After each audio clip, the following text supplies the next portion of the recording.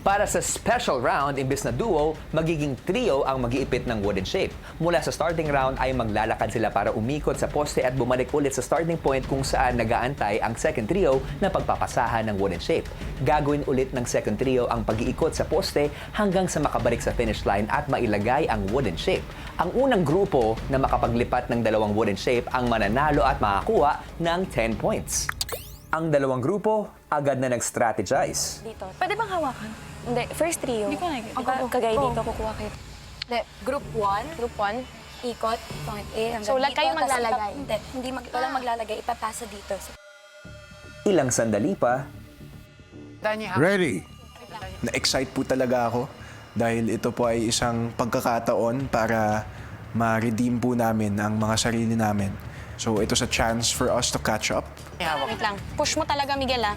Dahil nga po dun sa first ever league task namin, kuya, na natalo po kami, nakatulong din po yun as a motivation para mas galingan po namin this time. Gitna. Yan. Gitna mo push. Ang inyong special round ay magsisimula in 3, 2, 1, go! Up, go. Up. Good job. Wait lang. Careful. Push. Wait, Communicate kayo. Push. So pinagdikit po namin ng pataas po, kuya. And then yung isang lalaki po doon sa kabilang side, kuya, nakapababa po yung rectangle para even po yung weight. Go. Push it. Same thing as the first round, 2 sticks, tapos yung third stick nakasupport lang sa baba or sa side. Go lang. Ako yung lead.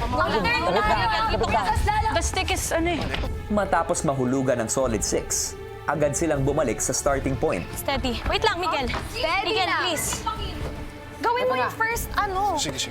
Yan, push. See, it's working. Habang ang striving feathers, nagawa ng maipasa sa mga sumunod na trio ang shape. Wait lang, push nyo, ha? Push talaga. Upo tayo. Wait lang. Okay. At mabilis nang nailagay ang circle. Yan, star. Good job, Marco. Star.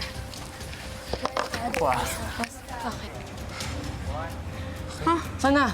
Push lang. Nasa baba ako. Wait lang, huwag ka mauna, please. Sige lang, dahan-dahan. Kung ang pangalawang shape na ang dala ng striving feathers, ang solid 6, tila hindi nagkakaintindihan.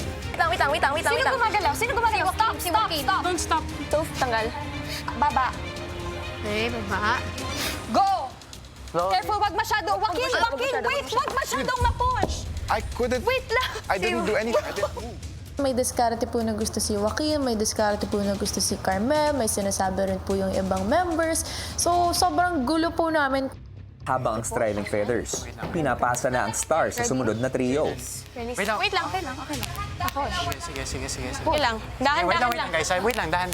Guys, dahan-dahan lang. Sige lang. Oo. Princess, kami magko-communicate. Okay. Push lang. Ngunit ang solid 6, pursigidong humabol. Hindi kasi nakalapat yung key. Careful.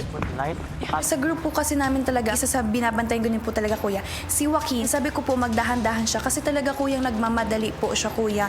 Ako, kuya, talagang nire-remind ko po siya, sinisigaw ko na dahan-dahan, pantay lang po dapat.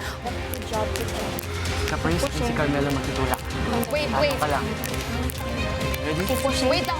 Push mo ng konti. Push muna. Housemates, natapos na ang inyong special round.